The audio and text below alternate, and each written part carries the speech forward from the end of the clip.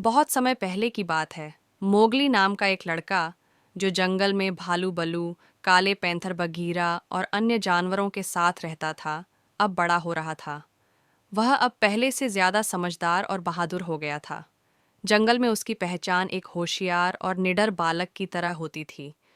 एक दिन मोगली अपने दोस्तों के साथ नदी के किनारे खेल रहा था। तभी उसे दूर एक अजीब सी रोशनी चमकती दिखाई दी। वह रोशनी बहुत तेज थी और किसी गुफा की ओर जा रही थी। मोगली को हैरानी हुई। उसने पहले कभी उस तरफ कोई गुफा नहीं देखी थी। बघीरा, क्या तुमने उस गुफा के बारे में कभी सुना है? मोगली ने पूछा। बघीरा थोड़ी देर चुप रहा, फिर बोला, वो गुफा धुएं वाली गुफा के नाम से जानी जाती है। कहते हैं वहां जंगल का सबसे पुराना रहस्य छिपा है, लेकिन कोई भी वहां से सही सलामत लौटकर नहीं आया। बलू ने सिर हिलाया। मोगली, हमें उस गुफा से दूर रहना चाहिए। ये खतरनाक हो सकता है।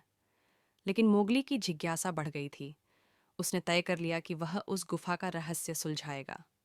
अगले दिन सुबह सुबह वह अकेले ही गुफा की ओर निकल पड़ा। गुफा बहुत बड़ी और अंधेरी थी।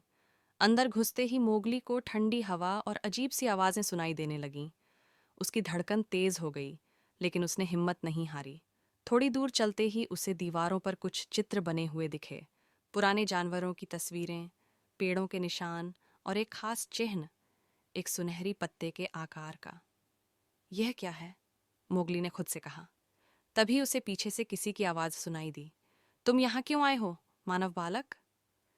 मोगली पीछे मुड़ा तो देखा कि एक बूढ़ा उल्लू पेड़ की डाल से उसे घूर रहा था। मैं मोगली हूँ। मैं इस गुफा का रहस्य जानना चाहता हूँ, मोगली ने जवाब दिया। उल्लू ने कहा, यह रहस्य केवल वही जान सकता है जो जंगल की सच्ची सेवा करता है और उसका दिल शुद्ध हो। अगर तुम सही साबित हुए तो तुम्हें जंगल की सबसे बड़ी शक्ति मिलेगी। मोगली को उत्साह मिला। उल्लू ने उसे 3 चुनौतियों के बारे में बताया, जिन्हें पार करके ही वह रहस्य को जान सकता था। पहली चुनौती, मोगली को एक घायल हिरण की मदद करनी थी, जिसे शेर खान ने घायल किया था। मोगली ने बिना डरे घायल हिरण को उठाया और बघीरा की मदद से उसे जंगल के दूसरे छोर पर स्थित झरने तक पहुंचाया, जहां औषधीय पौधे उगते थे। उसने ध्यान से हिरण की देखभाल की। दूसरी चुनौती, उसे एक पेड़ पर चढ़कर एक दुर्लभ फूल लाना था, जो केवल रात में खिलता था। पेड़ बहुत ऊंचा और कांटेदार था, लेकिन मोगली ने अपनी फुर्ती और समझदारी से रास्ता बनाया और वह फूल ले आया।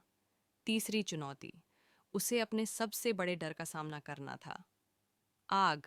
गुफा के सबसे अंदर के हिस्से में उसे एक दहकती हुई ज्वाला दिखी, और उसी के पार एक पत्थर की किताब रखी थी, जिसमें जंगल का रहस्य लिखा था। मोगली ने साहस दिखाया, अपनी चतुराई से एक पानी भरा नारियल फोड़ा, जिससे आग का रास्ता थोड़ी देर के लिए बंद हुआ और वह किताब तक पहुंच गया। जैसे ही मोगली ने किताब को छुआ, गुफा में रोशनी फैल गई और सारे चित्र चमकने लगे। एक आवाज गूंजी, तुमने साबित कर दिया कि तुम जंगल के सच्चे रक्षक हो। अब तुम जंगल की भाषा, इसके नियम और इसकी रक्षा की शक्ति के अधिकारी हो। मोगली को अब जानवरों की हर भाषा और संकेत समझ में आने लगे। वह जंगल के असली प्रहरी बन गया। वह वापस लौटा तो बगीरा, भलू और बाकी जानवर उसकी बहादुरी और समझदारी पर गर्व महसूस कर रहे थे। अब मोगली न सिर्फ जंगल का निवासी था, बल्कि उसका नेता भी बन चुका था। वह सभी जीवों की रक्षा करता, उनके झगड़े सुलझाता और जंगल को संतुलन में रखता।